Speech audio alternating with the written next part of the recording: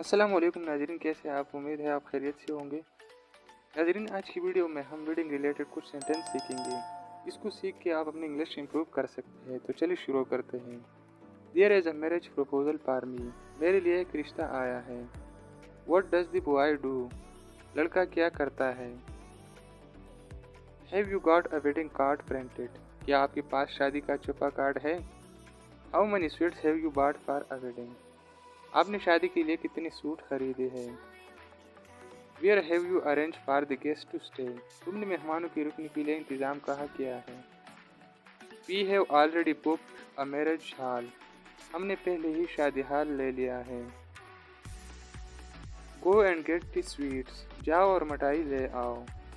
Have you prepare the guest list? क्या आपने मेहमानों की फहरिस्त तैयार किया है?